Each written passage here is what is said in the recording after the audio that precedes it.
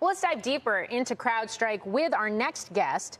We're bringing in Ben Bajarin. Am I saying that right? I apologize. CEO and principal analyst at Creative Strategies. Ben, it's great to have you on. And I'm going to start right there. We just had a revision to guidance for CrowdStrike, and they're talking about this hit to subscription as well. It does seem like there was an expectation out there in the market that we would see something like this. Your thoughts?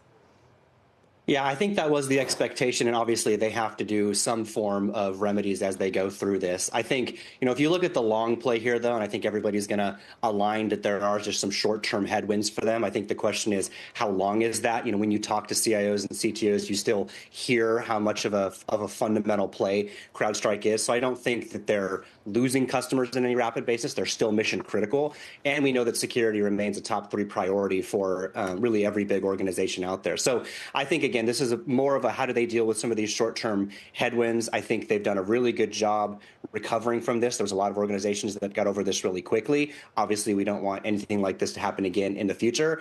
But I think the long thesis for CrowdStrike remains intact. I think it's just a matter of how do they balance this now with customers over the next 2 quarters. But wait a second. SentinelOne said that they're taking market share. Stock popped today. Yeah, I think, again, right, the big challenge is where do you go when you've turned of overall infrastructure for your security? There's a lot of infrastructure and sunk costs broken into this, whether those are new companies, new startups, maybe not doing CrowdStrike. How much of that share is coming from those type of customers versus the big incumbents, CrowdStrike's exact customer base? I think that's going to be the bigger question. Obviously, there's still more for them to take in terms of new greenfield opportunity. But like I said, it's mission critical at a security standpoint, and we still think there's an entrenchment there. Yeah, Ben, I wonder how much we do have to watch the rivals, not just SentinelOne, but Palo Alto Networks, Zscaler, others who are really pursuing this cybersecurity platform strategy over time to see whether this becomes, in the long term, a flex for CrowdStrike, where look how significant we were, and boy, look how well we took care of customers when we had this type of incident, or if it's opened up some vulnerabilities where some others can say, hey, we've got a product for you at a good price, and we haven't had the problems that CrowdStrike has.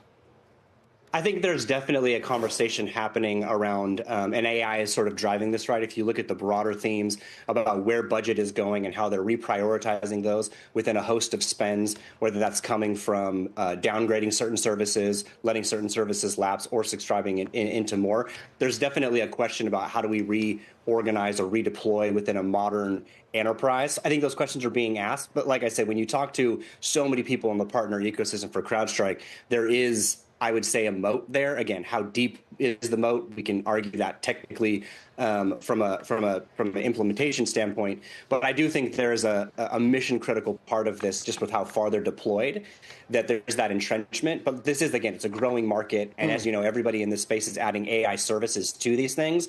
So I think people are really evaluating what does it look like when I want to think about AI as an enhancement to my security, and so it is opening up more competition as well. But like I said, it's a growing market, and that's where I think some of those share gains are coming from as well.